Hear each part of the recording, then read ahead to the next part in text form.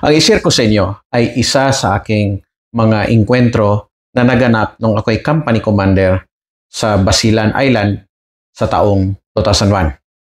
Kami noon ay umabot na ng humigit kumulang 2 buwan sa kahabol sa Abu Sayyaf, doon sa Sampinit Complex. Nakarating kami hanggang doon sa Arco, hanggang sa Lamitan. Papunta na naman kami doon sa Danit Puntukan, napaengkwentro na naman kami, at hanggang doon sa Kamamburingan. Kami ay pinagpahinga ng aming brigade commander na si Colonel June Esperon dahil binubuo pa lang nila yung mga impormasyon kasi kailangan para sa amin ay intelligence-driven na mga operation. Miss na miss ko ang aking higaan at ang aking kubo dahil matagal ko na itong hindi natirhan. Kaya ang foresight ko ay makapunta doon sa Isabela, makahigop ng sabaw doon, at makakita ng ibang mga tanawin, lalo na mapunta doon sa dagat, at kung may pagkakataon pa ay nakakapunta rin naman kami ng Zamboanga. Sa gabi na yon, nanood kami ng news. Meron na kaming Dream Satellite Cable TV. Ako ang isa sa pinakauna ng mga companies na nagkaroon ng satellite cable TV. Talagang nag-invest ako para sa mowel ng aking tropa. Nanood-nood ako ng balita noon, local, and then CNN, yung aking paborito, CNN o kaya BBC. At nung mga bandang, siguro mga 8:00 na yon, sa wakas ay makapiling ko ng aking unan, makayakap ko ng aking unan at ang aking mini kutson. Tapos ko nang tawagan ng aking pamilya at noon na maliit pa yung aking anak. Ako ay nagmuni-muni noon tungkol sa mga kaganapan sa aming mga operasyon at mga plano-plano sa aming nalapit na anibersaryo sa 10th Scout Ranger Company. Maalala ko, nagpaplano na kami ano ang aming ihanda, sino yung mga paawarda namin. Talagang gusto ko na mapasaya ang aking tropa sa 2nd year ng aking pamumuno, no? Bilang company commander sa 10th Scout Ranger Company. Sa gitna ng aking pagmuni-muni, bigla na lang nagkagulo sa bayan ng Isabela. Nauligan pa namin ang pagsabog doon sa area. At takbo kagad ako doon sa aming radio room. Kinausap kaya akong aking signal NCO. Nalaman na lang namin na may nagkandara pa ng magtawagan mula sa headquarters ng 103rd Brigade papunta sa amin sa 1st Scout Ranger Battalion para kami ay i-deploy para harangan yung posible na mga Abu Sayyaf na nang mortar sa Isabela, Basilan. I understand there were casualties during that night. At medyo kabisado namin saan ang pinakamabilis nila na mga ruta kung sila ay pabalik doon sa Lantawan. Kilala nila na tinataguan ay sa Lantawan area, doon sa Sitio Pampangan, doon sa taas ng Mangas, Balawatin, Kumalarang. Diyan yan sila nagtatago. Hide and seek lang kami dyan. So nalaman na namin, ang Abu Sayyaf pala, andito na naman sa malapit. Kung hindi ka sila sa Sampinit Complex, andito sila sa area ng Lantawan at Isabela. So talagang handa na kami kagad. Na-deploy noon. Maalala ko, ang mga kasama ko ng mga officers na ma-deploy ay andon sa 15 SRC, si Lieutenant Andrada, si Lieutenant Kaugiran, andon si 14th Scout Ranger Company. Ang aking kumpanya ay siyang main effort. Ang ibig sabihin, ako lang ang na-deploy para mismong unang pangharang. Pupunta ako sa direksyon ng Sumagdang, shortcut ako dito sa kaliwa, sa highway ng Kabumbata Isabela Road. Kumaliwa ako dahil alam ko sa bandang, kung hindi ako nagkamali, ay Pangasahan Hill ang pangalan ng high ground doon. At pinaniwalaan na doon sa vicinity na yon ang pwesto nung nagmamortar. Ako, tayo ang unang makabigwas sa kanila. Yun ang sabi ko sa aking tropa. Pagod na kami, pero kako, matagal na tayo naghahanap doon sa bundok, nagdadasal naman tayo na maengkwentro natin sila at maisahan natin sila. Andito na sila ngayon, pagkakataon natin na ma-ambush natin sila. Okay? Kailang sa panahon na yon. Dalawa lang yata ang aking aking night vision goggles. Nagkandasiraan ang aming night vision goggles, walang kapalit. Pero gagamitan namin ng mga taktikang pangmusang. So yung ibang mga companies ay automatic na nag-ambush sa pangalawang ambush area. Ito ay malapit sa ilog, no? Doon sa may bahayan yan, about 400 meters away, Scout Ranger Battalion sa Kabumbata, mayroong isang community dyan, mayroong highway, may laging road na ang direksyon ay papunta sa Kumalarang, Makiri area, at kung diretsuhin mo pa yan, Mangas, Balawatin, at doon na yan papunta sa atong-atong area, no? Yung kalsada na yun. So ako bilang pinaka main effort ay humiwalay. So sila Lieutenant Andrada at iba pang mga company commanders ay dito sila sa kabilang direction, hoping na isa sa aming grupo ay makasikop doon sa mga Abu Sayyaf na yon. So naglakad na kami papunta doon.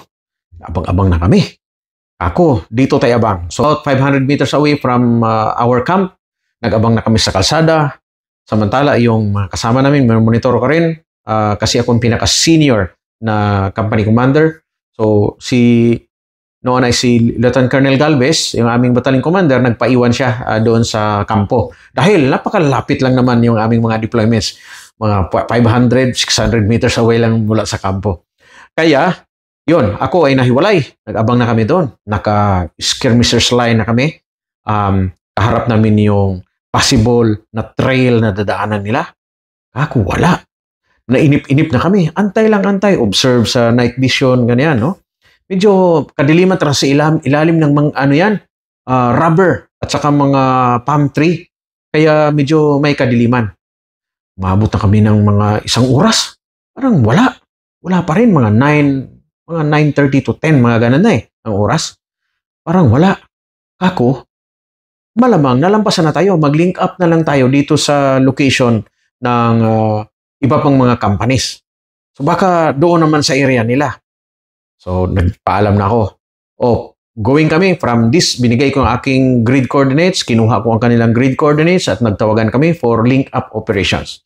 At sila naman, sa panahon na yon ay dugtong-dugtong pa sila yung tatlong companies, but I think isang platoon lang dala nila, no? Hindi nila dinala lahat. Yung pinakadulo nila sa likod ay ang 15th Scout Ranger Company. Kanilang officer na kasama ay si Lieutenant Andrada. Si Lieutenant Gimao ay may dala naman sa 14th Scout Ranger Company. Si Lieutenant Kaugiran ang may dala sa 1st Scout Ranger Company. Dandahan na kami. Move para mag-link up doon sa grupo nila na yon. And of course, ako ang pinaka ground commander bilang the most senior na company commander sa grupo. So habang nagmo-move kami, nako, nagkaputukan na. Nagkaputukan na sila doon sa area nila doon.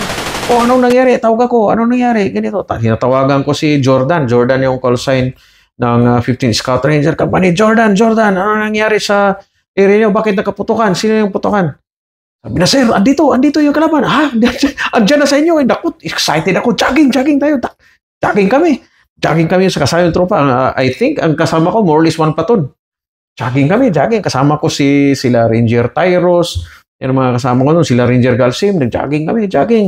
Kasi ang location namin mula doon sa ang distance namin mula doon sa na-engage na tropa is only about 300 to... Kasi nasa bandang likod na rin kaming kampo. About 300-400 meters away.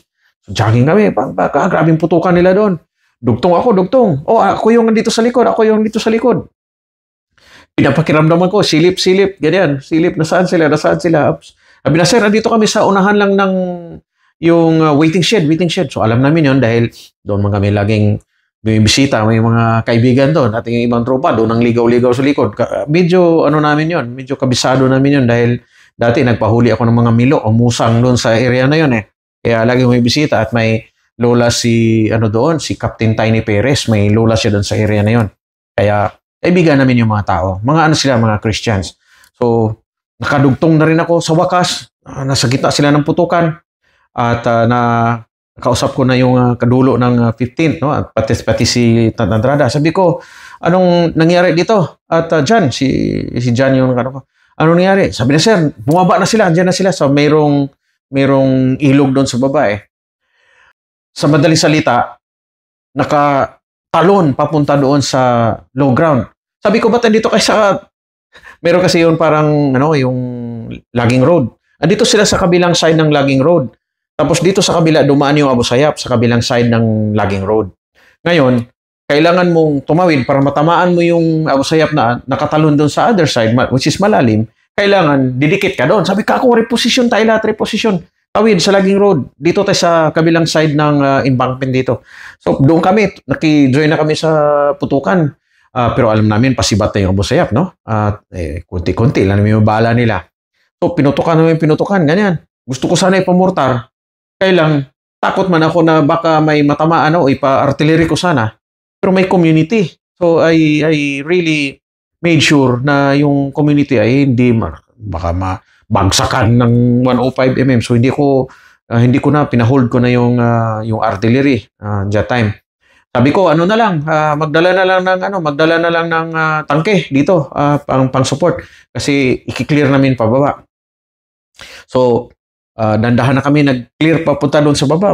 Madilim, sobrang madilim na. This is already about 10:30 to 11. Ngayon, clear sa mga bahayan. Nakikita ko naaninag ko may mga bahay eh. Ay, may narinig ako. Naku, ano yun? May umungol. So, nakita ko malapit sa bayan. Di kaya tropa yung tamaan o kaya Abu Sayyaf yung tinamaan.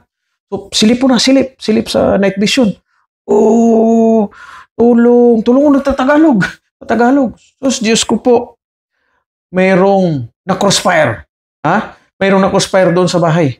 At iyon ay yung kamag-anak ni Captain Tiny Perez. No? Natamaan siya sa paa. Na-crossfire. So, grabe. Naman, medic. Pinagamot. Tapos, pinapurward ko yung tropa. Diretso ko pa sila doon sa unahan ng konti para ma-secure yung bahay na yon.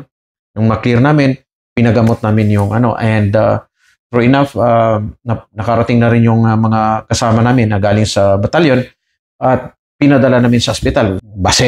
Bascom, Basilan Community Hospital, was only about 2 meters away from our location.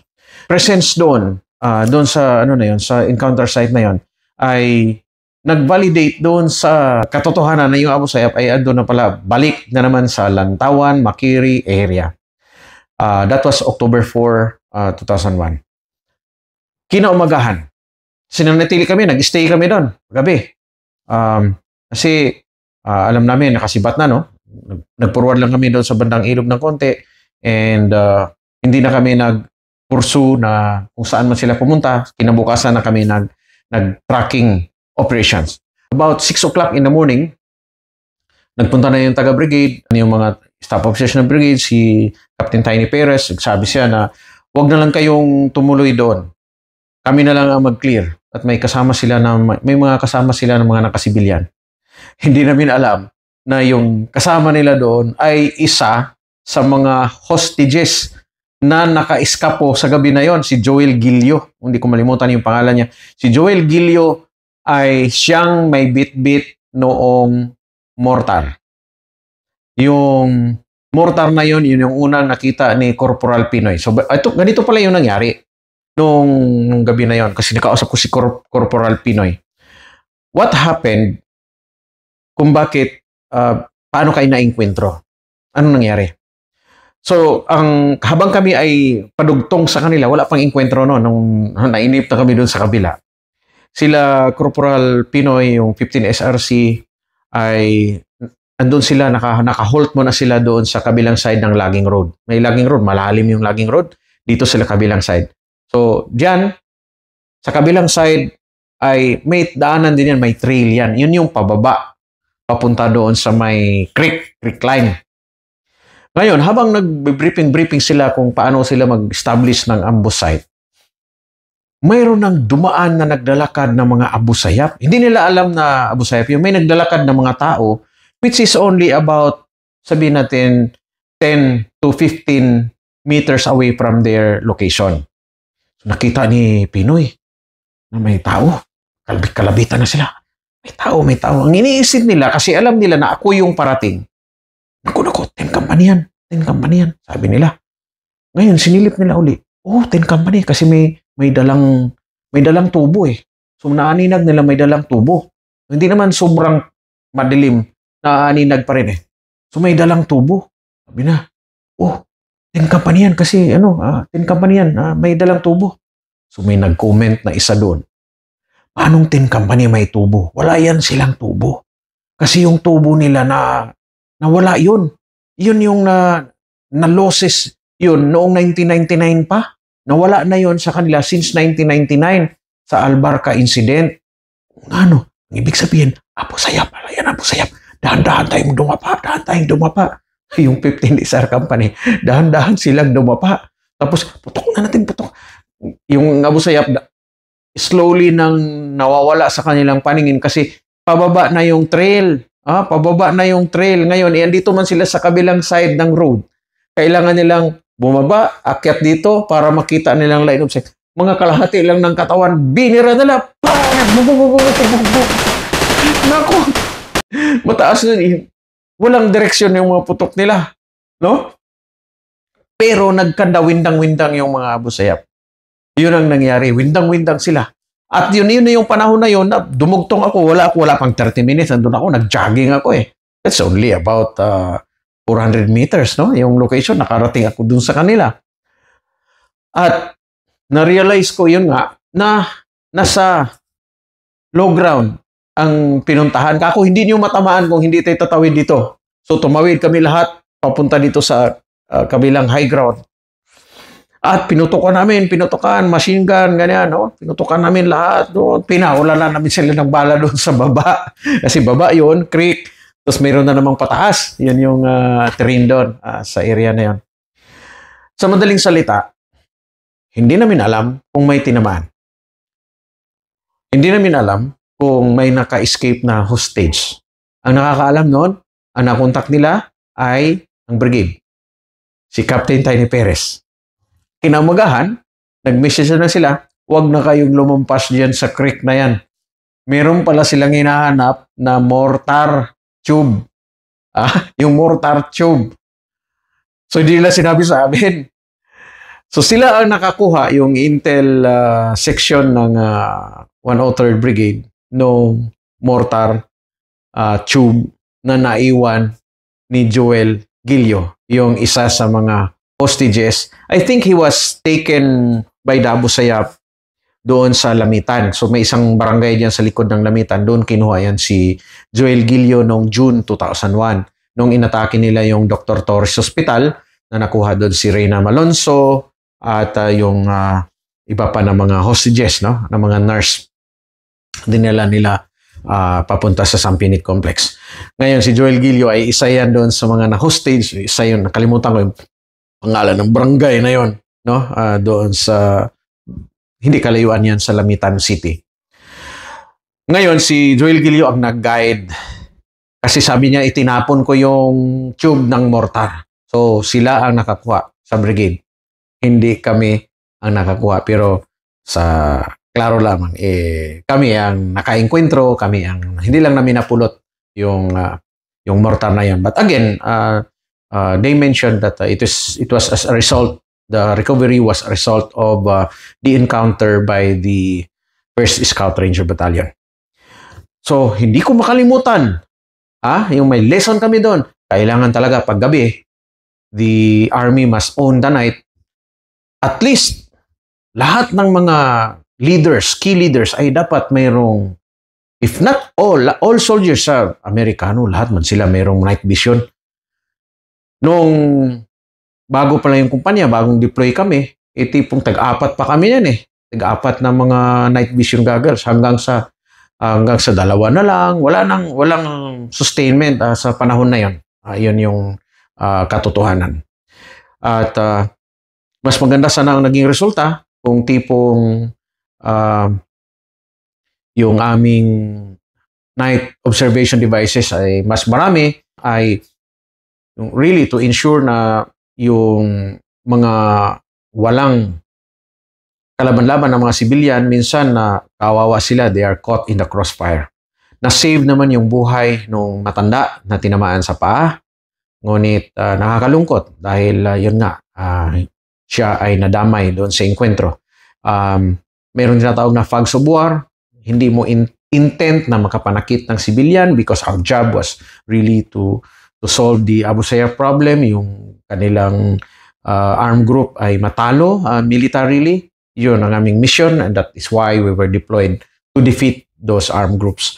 Napaka-complex ng problema ng Abu Sayyaf, and I was really very happy that we were able to contribute something doon sa solusyon, so sa pagbawas ng mga armed groups nila, no, yung kanilang mga armadong grupo, and to lessen their capabilities to conduct atrocities, particularly the conduct of kidnapping activities. Ang aking unit ay nag-figure na naman sa isa pang matindi na encounter. Doon ito sa Balatanay, Basilan, October 7, or about 3 days after dito sa enkwentro namin sa likod lamang ng Kamumbata. Abangan sa sunod, ikwento ko sa inyo ano ang nangyari noong aming deployment sa Balatanay, na kung saan ay napasubo sa matinding enkwentro ang 10th Scout Ranger Company. Abangan ninyo. Ilagay sa comment section kung may mga katanungan kayo.